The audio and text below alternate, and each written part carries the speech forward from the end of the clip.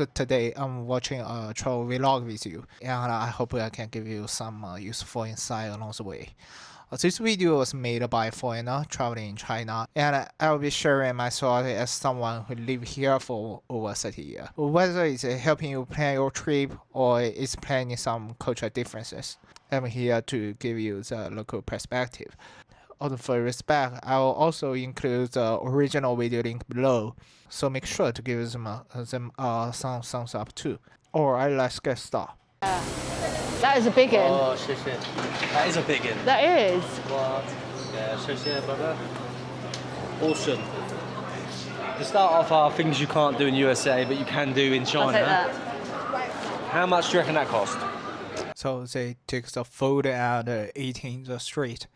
I think it's normal in China, different with Western country and Japan, that people cannot eat while they're walking. In China, eating on the street is some snack on the street. It's very common thing. But just be careful if you want to go some clothing shop. They will care if you take some drink or food inside, because you maybe how to say distinguish their clothes, and in the subway according to the rule you cannot eat and drink in the subway, but of course you still can eat some little things on the subway. If it's not a instinct, it does have some bad smell. The good things about China is you can come into any place, restaurant, coffee shop, and bring other brands in. So we've got a Michu, we've brought our own fruit in, so you haven't got to buy food here. We have also bought a Starbucks because we wanted. Trevor mentioned that they can bring drink from other brands into Starbucks or other coffee shop in China, and that's true. Because as a foreigner, most Chinese people will make a big deal about it. However, I want to point out that Starbucks in China is a bit different from Starbucks in the US or Europe. The service here is really good. They won't stop you from bringing drink from other brands. Even in Starbucks, you are not allowed to bring food with a strong smell and eat it there. On the other hand, if you bring a cup of tea or coffee from another brand, it's totally fine. You don't even need to buy anything from Starbucks to sit and relax there. The service is really that good. So I just popped to the toilet, yes, I know, a bit too much information, but I wanted to share with you, I forgot to take any tissue paper with me. There is actually toilet paper out of the cubicle, but I forgot to grab some. So I was in there, and I was like, I've got no tissue. But there's a machine next to you where you crouch down and you scan the QR code with your Alipay, and out comes a little pack of wet wipes. How good's that? 4 yuan, never panic that you ain't got toilet roll with you. How genius, I've never seen that in any other country. It's amazing. Yeah, I want to point out that this machine actually quite rare, even in big city. Most of public city in China don't offer toilet paper. Yeah, only a few places have those machines that provide it. So my advice is always bring your own toilet paper with you. It's just a good habit in China. Also, here, so this is a vending machine and it gives you free samples. So all you do is just scan the QR code and you get free, is it skincare? Yes, that's Clarice, so yeah, probably skincare. I think it's through WeChat, you probably join up to some kind of something. But yeah, they have them in most malls and you get little free samples so you can test it before you buy. China are not scared of a free sample. Honestly, if you walk down a pedestrian street, you will, well, we've been guilty of it before. People that follow the channel probably know this. We do love a free sample, and in China you get hundreds of them. Literally hundreds of them. I'm not exaggerating. Because there's such a competition here, obviously there's a lot of bakeries, a lot of hot pots. They like to make you tasting, but ours is better to try and draw you in. It does work with us. Yeah, most of these machines are only in large shopping mall, and even in big city, not every mall has them. So if you do find one and see that it's all in Chinese, which you might not understand, don't worry, you can ask a staff member for help. They are usually happy to assist you in joining the brand group and getting your free sample. This is especially common for skincare products, so just give it a try. Anyone can do it. Let's see, let's see. Oh, I thought it'd be busier than this. It looked busy for us. Yeah, wow. I want a booth. Do we have to, hold on Ben, do we have to check with someone? No. Here you go, someone's coming over Ben. Two. Thank you.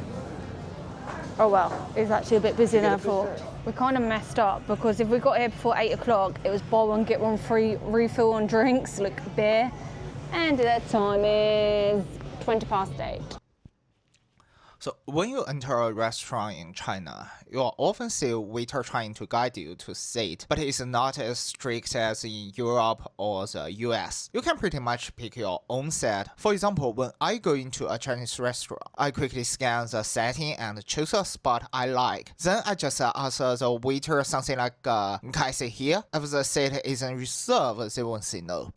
So just to know, in China, it's totally normal to walk in, pick a seat, and ask the waiter if it's okay. There's no rule against it. It's just how things are done here. To be honest, you do occasionally see people dancing in the street, but they're normally out their heads on crack or they're alcoholics or anything. But that's the thing. The difference here, in the West, if you was dancing in the street, they'd look at you like you should be sectioned by the Mental Health Act. Here in China, everyone, groups of old people, groups of young people, families, everyone just gets together, you know, like on a random Tuesday night, and they just have a little dance. And it's all to do with socialising. So, you know, a couple of old people get together, they haven't seen their friends all week, get together, have a dance, put a tune on, you know, and they're loving it, and they're loving life, they're smiling. To be honest, it's what the West needs. Oh, Alison. So about dancing in public square in China, yes, it's pretty common and it can be interesting and fun to watch. But my advice is, if you are young, don't join in. Just to watch. This public square dance are mostly popular with the old generation, and most younger Chinese people don't really like them and even try to avoid them. So if you are young and don't want to stand out or be seen as a weird, it's better to just observe rather than jump in. It's like the polar opposite here. Here, note that I've never seen a beggar, right? I saw on TikTok someone found a beggar in Beijing and they had a little QR code, like an Alipay thing, which I thought was cool. But personally, I've not seen a beggar. And like Rian says, in India, yeah. So say for example, I'm buying some street food. I'm buying some momos. Before the vendors literally give it to me, turn around and there's 5 people there with a hand out. You know, I know it's not their fault, right? I know they're desperate and all that, and I don't want to pick on India, but come on, like I'm at the stage in my life, right, where I literally cannot be bothered with it no more. If I want street food, I just want to enjoy it. And here in China, we get none of it, and it's lovely. Here's something that most Chinese people know. Almost all beggars in China are fake. Some beggars actually have a big house and a fancy car back in their hometown. In fact, a professional beggar in China can earn a lot of money in just 1 year. That's why most Chinese people don't believe beggars. They know many of them aren't really poor, but are just trying to make a living by pretending to be. So if a beggar approaches you, just ignore them and don't feel guilty. So probably one of the most major things is getting your hair done. Being a blonde, being a girl, I'll get my hair done probably like 2 or 3 times a year. And it is very, very expensive now in the UK. It is average £150 to £200 to get your hair done. And I just can't afford it anymore. And even people saying in America, it's costing them like $500, and that's not including the tip. So one of the things is come to China and being able to afford to get the luxury done and not break your bank.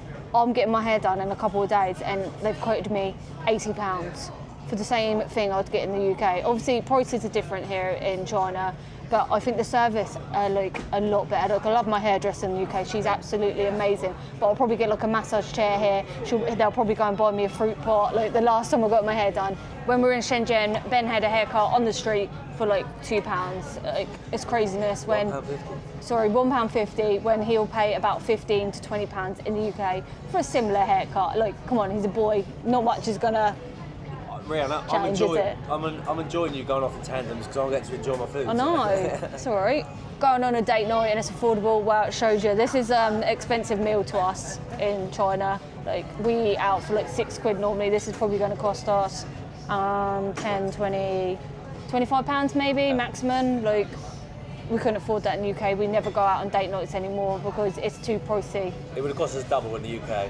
Oh, easily, and this is amazing food. It's much cheaper compared to Europe and USA. If you have a long hair, coloring is usually costs less than $100. If your hair is short, it's even cheaper. If you like the idea of colorful hair, China's a great place to do it. As for haircut, they are also much more affordable in China. Cutting is usually cost less than $20, especially for men. Haircut are quick and inexpensive. He get his haircut right on the street in China. That's pretty common and it's totally reasonable, but don't expect the street barber to be expert. If you are a woman, never ever get a haircut on the street.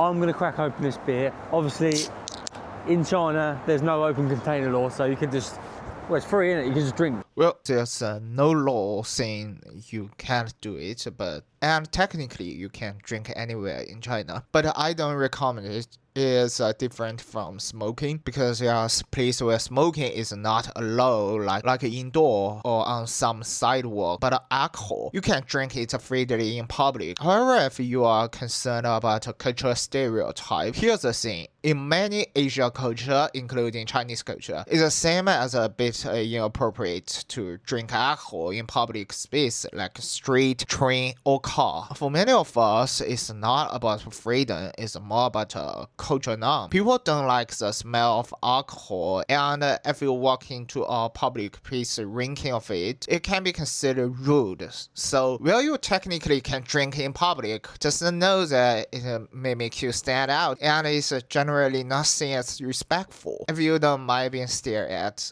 just go ahead, but you know it's not cool.